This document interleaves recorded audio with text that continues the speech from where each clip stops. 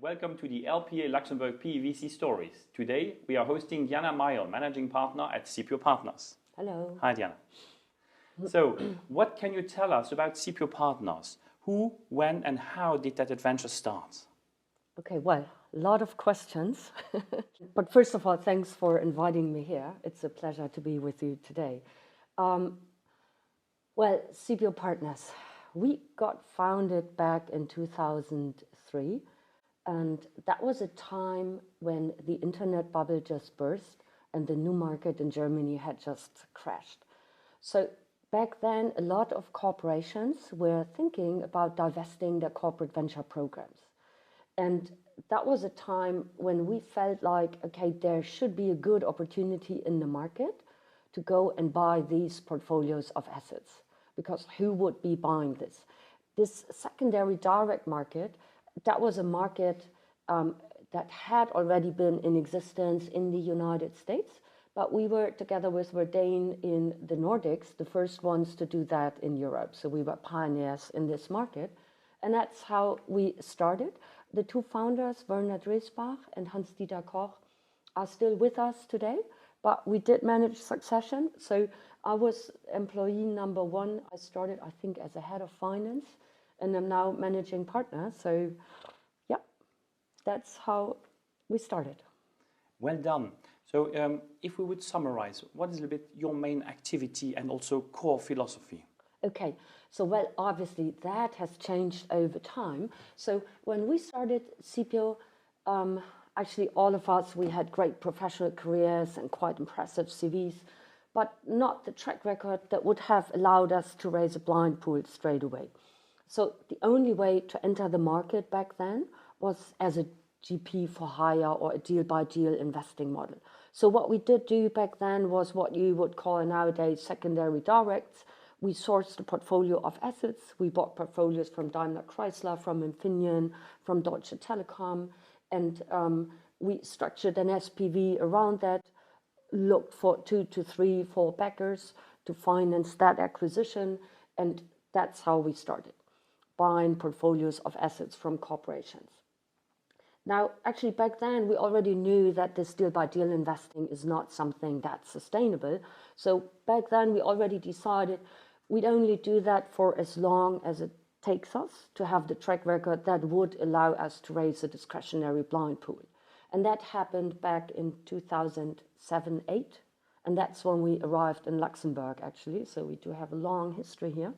And that's when we saw a change in the market, because at a certain point in time, all corporations had sold their venture activities. Guess what happens? They restarted new activities. So without wanting to be cynical, maybe those come back to the market in the future. But in the meantime, what we discovered is that buying out early investors in mature tech businesses was a market that developed. And as portfolios are something that are only available in a recession phase. So if the economy is doing well, all corporations invest into new corporate venture units. So nobody would be selling their units. They only do that in recessions. But in growth phases, there are no portfolios or hardly any portfolios in the market. But, you know, single asset situations are always out there. So there are always companies that feel like they would like to exchange one or the other investor in their syndicate. Interests may no longer be aligned. Founders would love to hedge their position, or maybe just sell some of their shares to buy a family apartment, or founders that are inactive, business angels that were promised like a unicorn exit, and then 8 years later they notice, well, the company is not yet profitable, it's not going to be a unicorn, would like to sell our shares. So there are many reasons for why people would like to leave a syndicate. And then what we also discovered is that there is still a lack of growth capital in Europe. So there have been a lot of growth funds that have been raised, but those are targeting like the next unicorns, fast-growing assets with hyper-growth. That's not what we do. So we focus more on the assets that do have a decent growth, but that grow like with, I don't know, 30, 40, 50, 60% per annum. So these are still great assets, but maybe not as attractive for this big growth funds out there. So what if you were a growth company and just needed like 20 million in financing? Then we are a good go-to place. Very interesting strategy and also quite agile. Yeah. Which sectors are you nowadays following? Any specific deals you would like to mention or industries? Well, we do focus on scalable businesses. So it's technology that we do. We do that on a pan-European basis. And if we look at the technology field, we're quite opportunistic, obviously. There's one thing we don't do, that's life sciences and biotech. That's too binary for our investment model. But if you look at technology, well, we do everything from semiconductors. We've done quite some semiconductor deals, like in the electromobility space, in the OLED space. We've done a lot of software businesses. So actually, if you look at today's environment, and it's fair to say that software is not an industry, but software is part of every industry out there. So we've done a lot of software transactions, software as a service.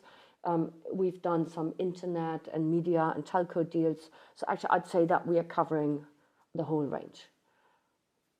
So, yeah. Excellent. Concerning now the Cipio Partners Group, where are your main offices and how many persons do work for you, for Cipio? I'd like to avoid the label main office. Okay. So we do have two offices. One is in Luxembourg. That is where all of our funds are domiciled. And another office, and that's where the manager is sitting. And we have an advisor that is located in Munich. So, and when we decided to come to Luxembourg, that decision was driven by the fact that we are a pan-European strategy. And if you looked at our investor basis, it's also a pan-European and a US investor basis. So it's very international. And we felt like in the deal-by-deal days, we were happy with the German vehicles. But when we wanted to raise our first discretionary blind pool for the international community, German vehicles were not that attractive. So we had to look for a new home for us and found that in Luxembourg. And actually, since the start, we decided to have our own substance. So we said that if we were to come to Luxembourg, we do it full-hearted, and we establish our own operation. So we did not work with outsourced service providers. We hired our own staff, and we felt like we really want to have a presence here. We want to be Luxembourgish if we decide to have an office here. Completely makes sense also from the setup perspective, and you were even a pioneer and visionary concerning the setup in Luxembourg. What can you tell us about the Lux presence? What's your operating model nowadays, and your team colleagues, who and which profiles are those? Okay, so actually, if you wanted to split it on a more general level, I think you could say that all of the fund management, the fund administration, as well as compliance and governance, that's independently located here in Luxembourg. So all the regulatory compliance stuff, obviously, and everything that's related to deal sourcing and portfolio management, that is outsourced to the investment advisor in Munich. However, if you look at things like investor relations and fundraising, that's in both offices. So as we do have a lot of Luxembourgish investors as well, so a lot of activity, if you look at investor relations, comes out of the Luxembourg office. And some investors are being covered by the Munich office. So I would say that that is split. And actually, we always had one person that is working on deals located in Luxembourg. So we felt like it's good to have this expertise also here. And we just had one associate that moved from Luxembourg to Munich, and we are now looking to hire somebody on a principal level that would be covering the French market for us. Because if you look at which are the geographies where we invest most, it's mainly Germany, it's France, it's the Nordics, it's a bit of UK, Ireland, and then the occasional deal in Southern Europe or Benelux. Yeah, so here again, a very advanced setup in Luxembourg, because we are also very interested as a financial hub to attract also more IR persons, fundraisers, and potentially also at one moment deal persons. So that's great to hear that they are kind of split in both locations. Yeah. What happened last year at Cipio Partners? A complicated year for the field, but in the end, a strong resilience. What can you tell us? Yeah, that was an interesting year. So actually, I would say that it felt a bit, if you look back at this COVID period, it felt a bit like if somebody had pushed a pause button. Because when COVID started, when the pandemic came, I'm not saying that we stopped investing, but we slowed down investment activity and we focused on the existing portfolio, wanted to evaluate if the portfolio was affected by the pandemic, and we decided to also pause the start of the fundraising because first we had to fully invest our previous fund and could only start fundraising for the new fund once the investment period ended. So it was a bit like a pause button. But then if you look back at what happened, I think we discovered a lot of things. First of all, we discovered that our portfolio was very resilient. Obviously, I did not need to mention that technology has developed fantastic since then. So we were quite happy with that. And if we look back at the growth of our portfolio, and if you look back at the growth on a TTM basis, it's basically the same as it had been the 3 years before the pandemic. So actually, that being said, you might well say, well, it did not have an impact, but yeah. On the other hand, we used that pause to do something which we had long planned for, and that was to develop our own fund administration portfolio management database. So we had screened the market for quite some time to look for a software. We did not find one that was affordable and that fully suited our needs. So we actually decided to go with something self-developed, hired a developer. And you know, it's a bit like you always underestimate the effort you have to make, the time it takes, the bugs you have to eliminate, all these things. So we really did use this time and this pause to fully implement it. And we are very happy with it now because it makes all of our lives much easier. And if you have more than one office, it's even more important to have one fully integrated system. So we did do that. And also, I would love to mention another thing that we discovered, and that was that if you can't travel, right, you really get to see which are the strong and loyal relationships that you have and which are the more superficial relationships, and where have you really managed to build strong ties with your investors or with your portfolio companies. And we started fundraising during the pandemic, and we have a re-up quota of close to 80% of our existing LPs. And that we would never have discovered if we had not had the pandemic, actually. A fabulous sign of trust and really the confidence. And sorry, please, Diana. No. So I didn't want to interrupt you. And also just wanted to confirm, also for us, 2021 really is the year of technology, be it on the investment side and also on the implementation. So a great year really to be in that space. And I think we should really do a follow-up concerning your platform, also to do a quick article on that in one of the next editions. We can do that. Actually, internally we call it the MAD, the mother of all databases. Oh, great name. Quite a bold statement. But and actually everybody hooked up on it, because I told my team, look, you're doing that for yourself, because the better this database is, the more time you can free for more value creating stuff. So completely makes sense. On another note, the ESG policy and strategy your group is pursuing, how active are you? Okay, so from a regulatory standpoint, if you look at the SFDR, I have to say that we are, I think it's a Section 6 fund, so we acknowledge that there are influences in our investment activity, but that we are not fully falling under the scope, so we are kind of opting out. so I cannot market it. But obviously, we do have an ESG policy, and we take that very serious.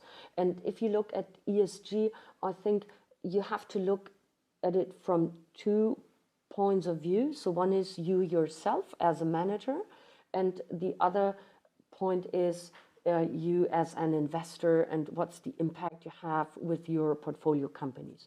So we as a firm, that's very easy. We're 18 people, so it's quite it's not too big as an organization. And I think it's really important that everybody in the firm identifies itself with a mission statement. And well, what we did do is everybody had to contribute. We will be climate neutral from this year on, and what we cannot, we cannot be climate neutral, we'll be offsetting. But what we did do is in the team, we discussed the projects. Everybody could vote for certain projects. So it's really, and we'll do that on an annual basis. And I think that that's really important to have the awareness, and also travel less. That's also something that we decided. Rather than me going to the United States 4 times a year, I can just go once or twice and then stay for a longer period of time and combine trips. So I think there's a lot you can do. You cannot fully substitute business travel, because I think personal interaction is important and has to be there.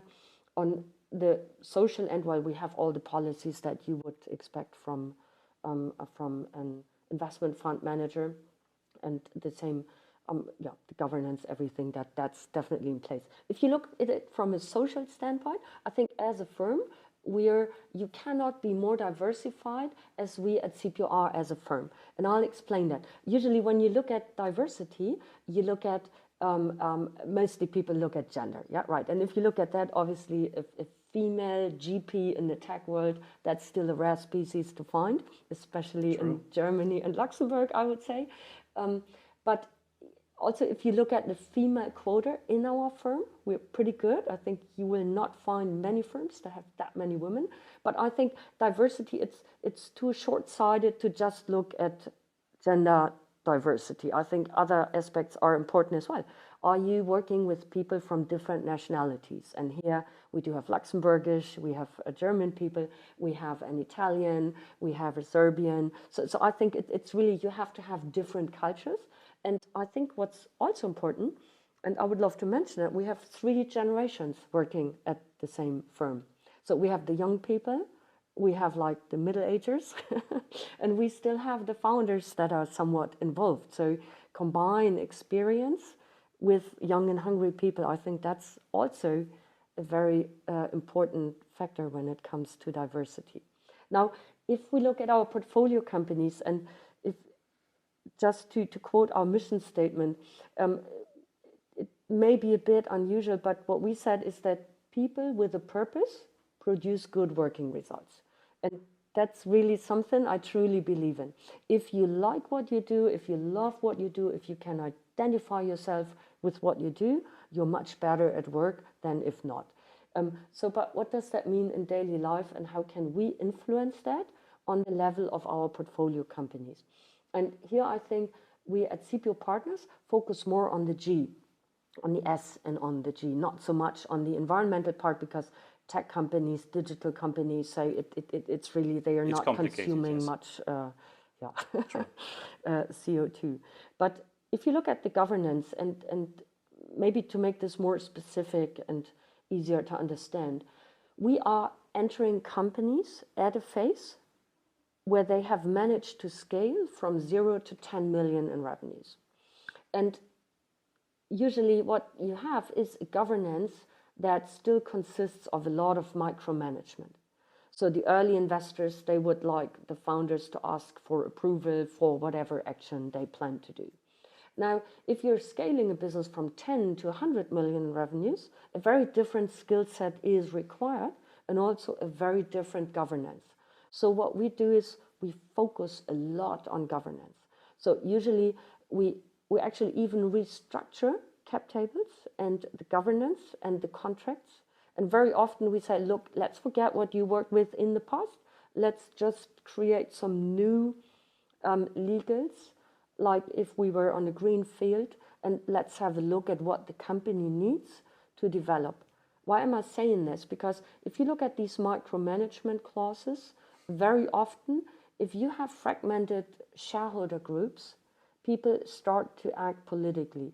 Like, okay, I have this veto right, so I may well use this. So I give you my approval if you do this and that instead.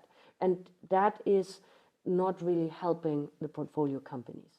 And so we give them room to develop with a new governance.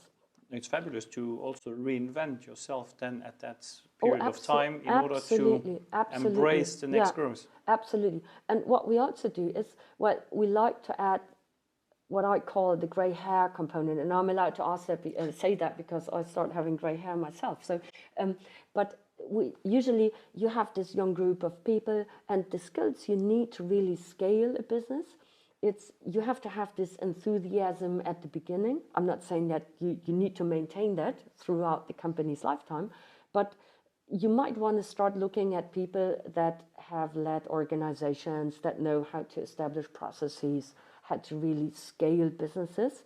And very often before we invest, we ask them to hire an institutional quality CFO or a very seasoned sales executive that know how to establish a sales organization. And I think that's also speaking again about diversity and how we should look at diversity. I think that's, again, another aspect.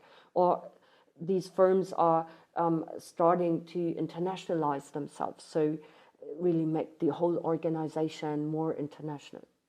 And start implementing policies. If you have multiple office locations, define like HR policies, career perspectives, help them really shape the organization. That completely makes sense, and thanks really for sharing, let's say, the 3 different angles of ESG, and also with lots of transparency, and also highlight very inspiring examples, because we also like the passion-driven way of conducting the LPA's activities, and it has to make sense, and then you're so much more powerful and efficient in the end. You're absolutely right. Since you're a kind of very well-acquainted Luxembourg user, or I mean here the financial hub, the structures, what can you tell us about the ecosystem, the infrastructure right now? Is it still as business friendly? Is it good? Shall we upgrade anything? I love that question. So I think that I'm German myself, and well, I've adapted easily to the Luxembourgish culture. I think there's a lot of proximity or nearness, or I don't know how you should say it. It's not that different, I would say. So, but and we were not having any problems. If you look at and what we've always appreciated here in Luxembourg are the short distances. So if you worked with the right lawyer, you got your things sorted out with the CSSF. So I think, and I think that's one of the advantages if you are in Luxembourg. And people try to be pragmatic, and I think that's very valuable. So if the ongoing, or well, the ever-increasing regulation, I think that's something that's happening everywhere. So that's not something that's specific to Luxembourg. I think that's happening everywhere in Europe currently. If you were to ask, like, my Anglo-Saxon peers how they view Luxembourg, they might give a slightly different answer, because I do see a great inflow of people from the Anglo-Saxon world, thanks to the Brexit. I think Luxembourg's one of the big winners of the Brexit. And they sometimes would think that things could be more pragmatic and more deal-oriented here in Luxembourg, and maybe less bureaucratic. So, but that's the Anglo-Saxon world. So we can still understand that perspective. I mean, it makes sense, but that's if you were to ask the Anglo-Saxon friends. Exactly. If there was one specific thing where and I think that's maybe an anecdote. Unfortunately, I do not speak French. It's a language I would love to learn one day if I had more time, but I don't speak French. And in our Luxembourg office, most people don't speak French. I'm still surprised to see how many letters we get from official authorities that are drafted in French. So, and that is something where I feel if you want to play in an international league, the least thing you should be expecting as a manager that is domiciled here, that you would be receiving letters in a language you understand.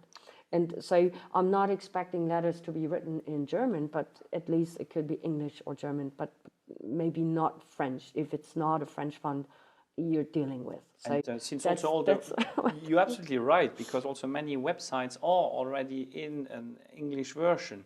So to use the classical tools from DeepL or not, you could really do that small effort. Yes. Texts in German here. Yeah.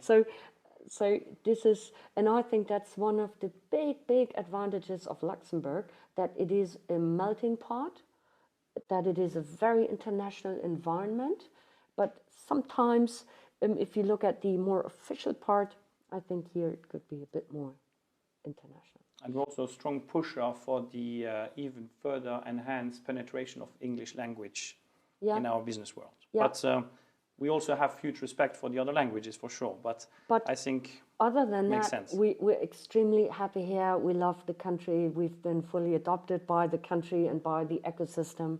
We have a great network here. So I have actually, and as I was initially saying, that's more of an anecdote, the letters, but that's the only hassle I would quote. But other than that, well, we like to be here, and well, looks like we'll be in here for many years to come. Wonderful, and happy to hear that. Let's move on now to the more personal parts. Diana, what did you study, and where did you start your career? And also, when did you move into private equity / venture capital? Okay, so I started my career in banking. I studied finance at the Frankfurt School of Finance, and started my career with a bank that was focusing on business with Latin America. So that was Dresdner Bank Latin America. That bank is no longer in existence, as well, we all know what happened to Dresdner Bank. But back then, it was actually the #1 bank in Latin America. So I worked as a credit and risk analyst back then, and we did finance everything from electrical plant to coffee import exports, steel import exports, highways, well, what have you. That restructuring was a big topic back then in Latin America, and I worked in Germany as well as in Latin America. And when I worked in the bank's rep office, we were 18 people there, and I really came to appreciate to work in a smaller team. And when my assignment came to an end in Colombia, I thought, okay, well, I cannot go back to work with a headquarter in this huge corporation. So I looked at switching industries. And we speak about, I lived in Colombia in 1999 and 2000.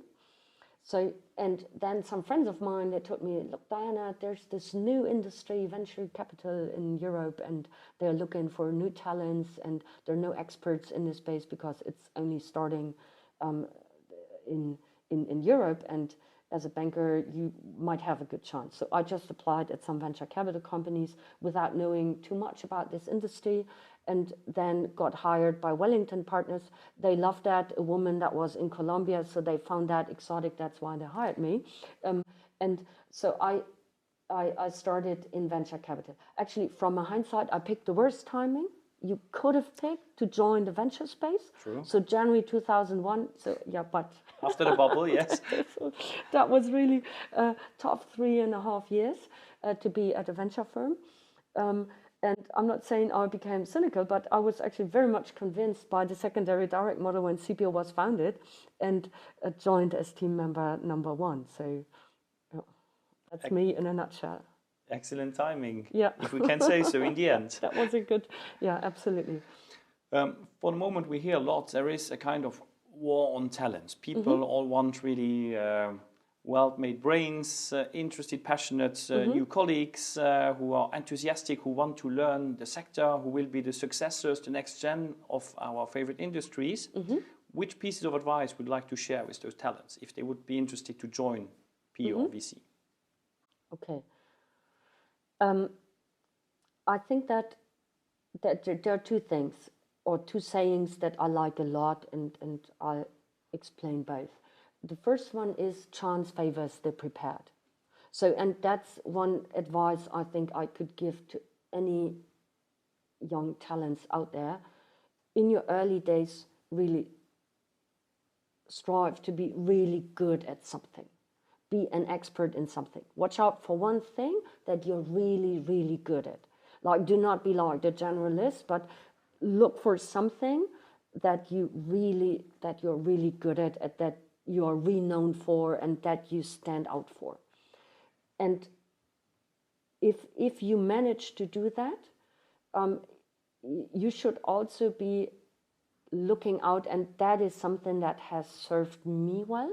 Watch out for mentors that help you pave the way. Because I think one thing that's always, and the same holds true for us, there are always smarter people than you are.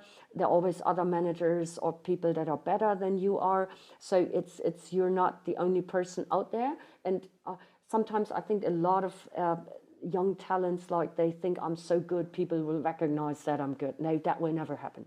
That may happen from time to time. It's a bit like our companies, when you ask them and they say, well, look, our technology is so good, we will be bought by somebody. I said, no, you have to have a story for why somebody should be buying you. And I think the same holds true for young talents. You have to have something that you stand out for and that makes you unique. And you have to have somebody who helps you find your maneuver through the hierarchies. I think that's very important. Also, and the second saying that I like a lot is, a one-winged bird can't fly. Don't be too one-dimensional. Have a passion, have a hobby, have a social life, have something that makes you more interesting. And sometimes I feel like, and that's something where I'm really feeling sorry for the younger generation that has just started their career during the pandemic. Because if you work from home, how can people teach you to be empathic? How can you learn to be emotional in personal interaction? And I think that that's really important, to really learn how to build up relationships. And relationships go far beyond just to be smart and to be good at something, but that you have to have more things that you could talk about that make you interesting as a person. That again makes really completely sense, and thanks for sharing those specific tips.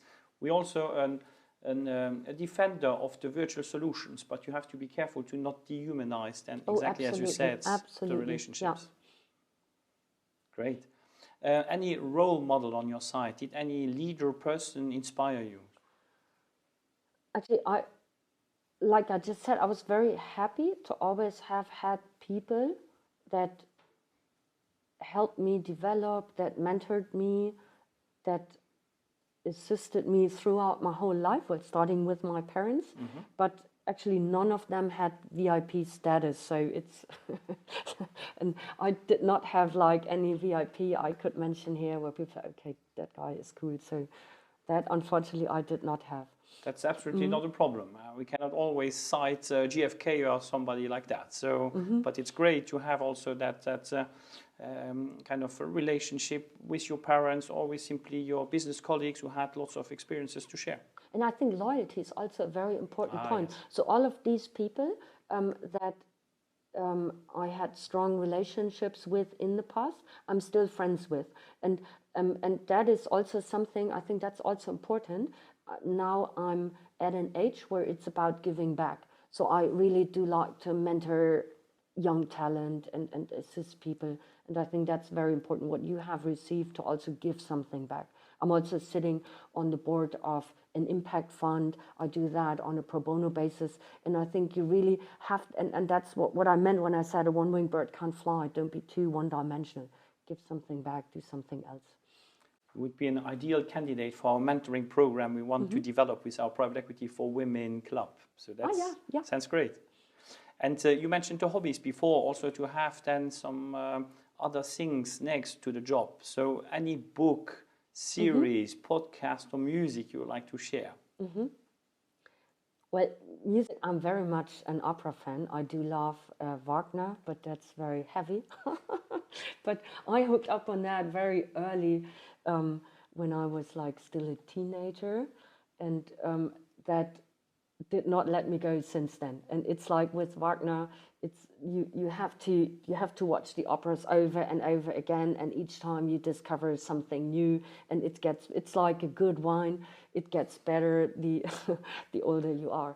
So and I think that's something young people don't go to the opera that much. I don't know. That's something I like a lot. As to series, well, Netflix has become quite popular, and I do like series. I do like them a lot. There's one series I actually like most, and that was Narcos.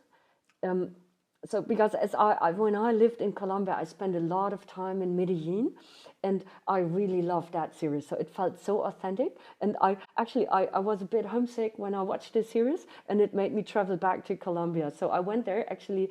That was in December 2019, just before the pandemic started. So that is really a great series and very, very authentic. It's about the rise and fall of Pablo Escobar. So very brutal, but a fabulous experience you're sharing with us. And books, actually, actually, there's one book I liked a lot. That was Killer Angels. It's a book about the American Civil War, the two generals that were fighting against one another. But it's not so much the battlefield description which is so attractive about this book, but it's about the game theory, how that works. And this is really, if you read this book, you fully understand what game theory is about, signaling. And that's something which I think also helps in daily life. And very often, if you're in negotiations, and in private equity, we are always in constant negotiations. And you always have to, I think if people understood signaling and game theory for why should somebody be doing something, we would all have a much easier life. So next to Nash, that would be the right book then for the game theory. Yeah. Perfect. Thanks a lot, Diana. It was wonderful to have you. Really thanks for also all the different insights, for opening up, and it was really a great joy to have you. Thank you. Thanks for being here.